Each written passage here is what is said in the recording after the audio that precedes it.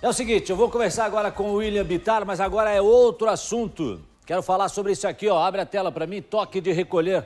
Nós estamos aí desde as 0 horas sobre o toque de recolher, decreto do governo do estado aqui no Paraná, das 11 às 5 horas da manhã. E o William Bittar está agora com o nosso secretário de Estado da Saúde, o Beto Preto, para esclarecer, inclusive você de casa que participou aí, que mandou a sua pergunta. A gente vai ver se consegue responder agora. William Bittar, seja bem-vindo mais uma vez. Boa tarde para você. Não olhe lá, não. Boa tarde, Jason. Boa tarde a todo mundo que acompanha o Balanço Geral. Pois é, a gente vai conversar com o secretário de Saúde do Estado do Paraná, Beto Preto, ele que vai trazer mais detalhes para a gente sobre esse toque de recolher. Decreto que foi publicado ontem, começa a valer a partir de hoje, às 11 horas da noite. Secretário, obrigado por receber a equipe da RIC Record TV. Como que vai funcionar? Quem que vai poder circular e quem não vai poder circular nesse horário a partir das 11 horas da noite de hoje, secretário? Boa tarde. Boa tarde, William. Boa tarde ao Jason Goulart, Balanço Geral, a RIC TV. Nós estamos tomando essas decisões no sentido de tentar diminuir o número de casos de coronavírus no Paraná, por consequência, o número de pessoas que podem precisar dos hospitais aqui no Paraná. E o decreto 6284, ele começa a vigir hoje. Então, às 23 horas, as pessoas devem se resguardar nos seus domicílios, a não ser uma atividade industrial que tenha terceiro turno, a não ser que seja uma atividade comercial, como, por exemplo, Ceasas, todos estão liberados para funcionar. Agora, é importante frisar, o ímpeto do nosso, o fundamento, o foco do nosso decreto é de manter as pessoas em casa, diminuir a circulação de jovens nas baladas, nos bares. Isso nos ajuda muito a diminuir o contágio e também evitar que possam acontecer acidentes de automóvel, acidentes com arma branca, com arma de fogo e que possam também fazer a utilização dos nossos hospitais, das nossas UTIs, subirem ainda mais. Bom, secretário, e como vai funcionar a fiscalização? Porque é um decreto que vale para todo o estado, quem que vai poder fiscalizar, quem que vai poder, enfim, orientar e até aplicar sanções da maneira que for para essas pessoas, e como fazer essa fiscalização, saber quem pode estar na rua e quem não pode estar na rua nesse horário. Acabamos uma reunião agora há pouco aqui no Palácio Iguaçu com o governador Ratinho Júnior, também com o secretário de Segurança Pública, Coronel Marinho, e a Polícia Militar do Estado do Paraná, juntamente com as forças de segurança dos municípios e as vigilâncias sanitárias, vigilância em saúde e todas as forças possíveis das fiscalizações vão entrar em campo. Nós vamos conversar com os prefeitos, queremos fazer umas ações integradas de fiscalização no sentido de garantir que o decreto seja cumprido. É importante se manter em casa, nós não queremos tomar medidas mais restritivas, precisamos que todos possam, nesse momento, entender o que está acontecendo no Paraná. Nós estamos com os leitos de UTI praticamente chegando no seu limite, né? Voltamos aí com todos os leitos que tinham sido desativados, estamos ampliando o que é possível ampliar, mas com quase 9 meses de pandemia, está ficando cada vez mais difícil, William, porque nós não temos mais profissionais de saúde para poder substituir outros que estão cansados, alguns ficam doentes por coronavírus, outros adoecidos até emocionalmente. Momento muito crítico, precisamos da colaboração de todos. Bom, a gente vai seguir conversando aqui com o secretário de Saúde, Beto Preto, Jason, mas a gente tem uma tela aí que a gente pode mostrar aos nossos telespectadores sobre alguns dos serviços que, enfim, na verdade, aliás, alguns dos profissionais que podem circular durante esse horário de fechamento, esse toque de recolher que começa a valer a partir de hoje. São serviços essenciais, então, captação, tratamento e distribuição de água, assistência médica hospitalar, assistência veterinária, serviços funerários, transporte coletivo, serviço de imprensa, essencial neste momento para a gente trazer as informações para quem nos assiste, segurança privada, setores industrial e da construção civil em geral. Lembrando só que a lista completa também de todos esses profissionais vai ficar lá no nosso site, o ricmais.com.br. Secretário, nós temos uma pergunta aqui do Jason. Jason, quer fazer uma pergunta aqui para o secretário? Eu já repasso aqui para ele. Claro, Bittar. Eu queria perguntar o seguinte: situações do dia a dia, do cotidiano, que podem acontecer, inclusive. Eu saio lá do restaurante Santa Felicidade às 10 horas da noite, até eu chegar no Boqueirão são 11 horas. né? Nesse trajeto aí, por exemplo, ou até mais longe, de um lugar para o outro, se eu estiver circulando, passando, sair da casa da titia ou da vovó às 10h30 da noite, 10 horas, até eu chegar em casa vai ser meia-noite, essa pessoa vai ter algum tipo de problema no meio desse transporte? O que ela vai ter que dizer para a polícia, ou seja lá, a quem for fazer essa fiscalização, Bittar?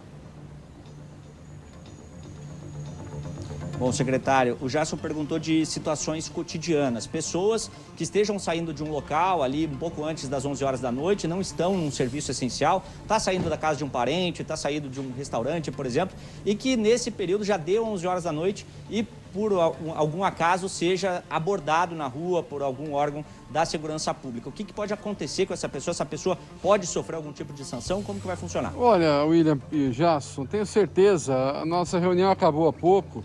E a orientação do governador e a própria Polícia Militar tem esse treinamento. É pelo bom senso também, né? Uma coisa é um cidadão que está se deslocando, retornando para o seu domicílio, trabalhador, e tá ok, sem problemas. Agora, outro problema diferente, é esse o nosso foco, como eu falei agora há pouco, é essa questão das baladas, das aglomerações na porta dos bares, muitas pessoas em pé, bebendo. Isso tudo se transforma depois, momento de entretenimento, que pode se transformar num momento de tragédia familiar.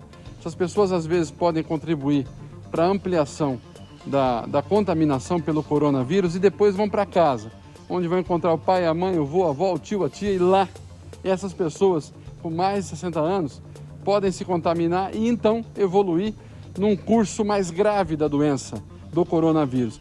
Nós precisamos, nesse momento, da colaboração de todos. Já perdemos mais de 6.100 paranaenses. E agora estamos numa curva ascendente íngreme, que tem que ser estancada de qualquer modo. Por isso aqui a importância de falar com vocês, pedir a colaboração de todos. Secretário, a gente tem uma pergunta também da nossa colunista de segurança, doutora Márcia Marcondes. Doutora Márcia, repasso então a pergunta aqui ao secretário de Saúde, Beto Preto. Por gentileza. Nós, inclusive, fruto de uma conversa que tivemos no camarim agora há pouco, porque existem profissionais de serviços não essenciais, mas que ingressam às 5 horas da manhã, ou seja, vão estar antes desse horário em deslocamento. Inclusive aqui nós temos a situação. Então, como é que fica? Que tipo de justificativa, que tipo de documentação? O que essa pessoa precisa para comprovar que ela está indo trabalhar?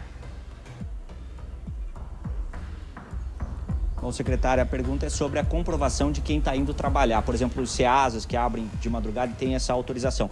Mas quem, por um acaso, não está num serviço essencial, está saindo de casa bastante cedo, às vezes, para rodar a cidade. Às vezes sai de Curitiba, vai lá para Araucária, pode demorar um tempo até chegar lá. Como que vai ser também a fiscalização para essas pessoas? Doutora Márcia, obrigado pela pergunta. William, doutora Márcia, veja, eu insisto, eu acho que o bom senso vai ser fator fundamental, porque o nosso foco é principalmente quem está na balada, quem está no entretenimento. E quanto mais as pessoas permanecerem em casa, melhor para todos nós. Então, nós vamos ter várias fiscalizações acontecendo a partir de hoje. Já tem um contingente da Polícia Militar já dedicado a isso nesse momento. Estão de prontidão. E eu tenho certeza, a Polícia Militar vai conseguir fazer esse discernimento e, principalmente, nós vamos conseguir levar a mensagem de que é importante permanecer resguardado no domicílio das 23 horas até as 5 horas da manhã. O trabalhador, ele se desloca, ele tem toda a configuração do seu trabalho. As pessoas, é diferente daquele que está num momento de diversão, numa balada, numa festa. Isso tudo é muito claramente identificável e não vai ser esse o problema que vai causar algum distúrbio. A Polícia Militar está preparada para isso. Bom, secretário, nós temos esse primeiro decreto, lógico que outros podem surgir ao longo da semana. E temos também uma reunião que deve acontecer hoje à tarde com a Secretaria Municipal de Saúde de Curitiba, com a Associação dos Municípios da Região Metropolitana e a Secretaria de Saúde do Paraná, sobre também uma unificação de todas as medidas, né? Para que Curitiba e região metropolitana adotem as mesmas medidas, justamente para evitar que as pessoas saiam daqui e vão para outros locais, outras cidades, para, enfim, conseguir o lazer que elas estão procurando ou algum outro tipo de serviço. E aí, nessa reunião também, os municípios devem trazer de novo aquele pedido para o fechamento dos comércios aos domingos. Isso pode ser apoiado, isso pode ser retomado aqui em Curitiba e região metropolitana? Nós estamos trabalhando alinhados com os municípios, eles têm as ideias, têm as suas equipes de vigilância e saúde. Nós vamos discutir todos esses temas hoje. Nós temos trabalhado para tentar atrapalhar o menos possível a véspera do Natal dos nossos comerciantes, pedindo a eles que possam nos ajudar, inclusive no controle de pessoas dentro dos seus estabelecimentos. E vários exemplos que nós temos de atividades econômicas que realmente ajudaram a conter a propagação do vírus, como a questão dos frigoríficos. Hoje os frigoríficos são exemplo de como que devemos proceder. Então, assim, temos nos reunido com a Associação Comercial, ela até soltou uma nota, a própria Associação Paranaense de Supermercados. O que nós pudermos fazer para não ter restrição de atividades econômicas, nós vamos tentar fazer. Agora, é importante que todos possam cumprir as metas que nós colocamos, para que uma loja, um estabelecimento, um supermercado possa funcionar tranquilamente. Temos que seguir o regramento da Resolução CESA 632, que fala sobre o espaçamento e distanciamento.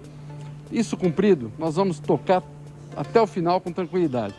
Se os números não permitirem, nós vamos ter que verificar outras medidas.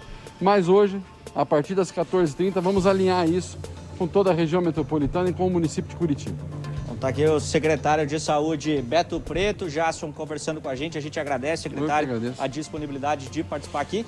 E é o que está valendo a partir de hoje, 11 horas da noite, toque de recolher, e não estão descartados novos decretos ao longo da semana, também com medidas de contenção ao novo coronavírus, não só em Curitiba e região metropolitana, mas também em todo o estado do Paraná. Jasson.